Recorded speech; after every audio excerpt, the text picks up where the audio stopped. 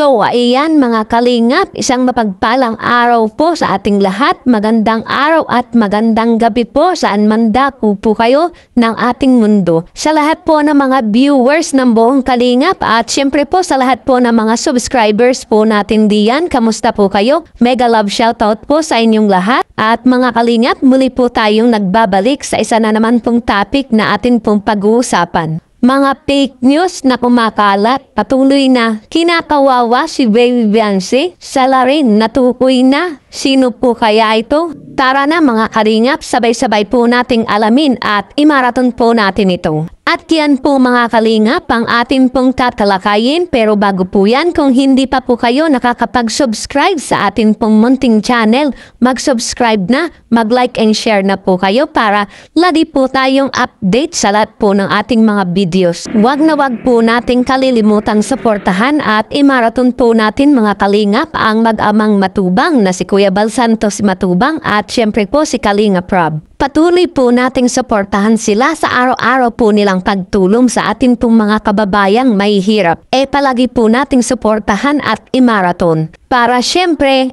mas marami pa po silang ma-scout. At mga kalingap, hindi dapat po lagi tayong nakapokus sa love team. Syempre, kailangan din po nating sabay-sabay na imaraton ang buong charity ng kalingap upang sa ganun po patuloy po silang ganahan sa pagpapaunlad ng kanilang charity. At batid po natin na marami pang mga beneficiary na nangangailangan na dapat pa pong tulungan ng mag-amang matubang, syempre po ng kanilang charity. At so yun mga kalingap, dumako na nga po tayo sa ating topic, mga fake news na larawan na patuloy nga pong kinakawawa itong ating si Baby Beyonce. Grabe mga kalingap, taga namang nakakapagpaalarma sa buong kalingap. Syempre mga kalingap, bilang tayo ay viewers o tagahanga ng love team ng kalingap, isa na nga po dito ang love team ng EDC. Syempre masasaktan din po tayo, ano na lamang po ang isipin ng mga viewers, lalo na nga po yung mga viewers ng EDC natin po diyan mga kalingap. At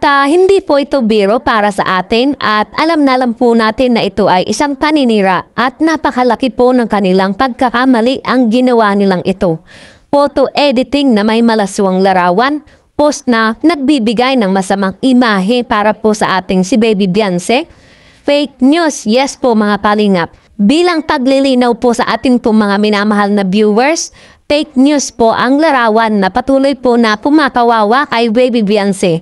Kayo po mga kalingap, ano po ang masasabi niyo po patungkol po dito? At para pa rin po sa akin bilang tayo po ay solid viewers ng kalingap, especially nga po dito sa mga viewers po ng EDC, wag na wag po tayo basta-basta maniniwala sa mga fake news na binabato po nila kay Beyonce. At naniniwala po tayo mga viewers na kilalang kilala po natin si Beyonce na mula pa noon hanggang sa ngayon.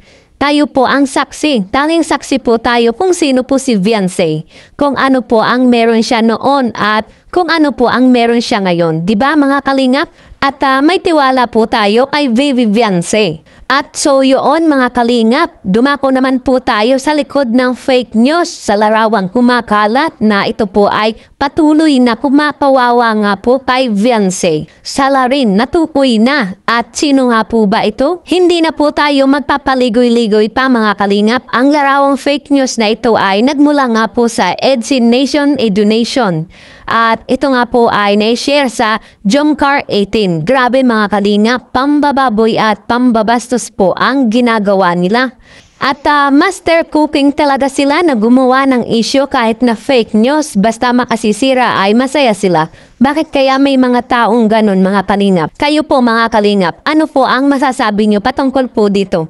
Ibig sabihin po nito mga kalingap, may ahas na matapos manginain, manunuklaw. Siyempre mga kalingap, kung saan maraming biyaya, doon siya manunuklaw.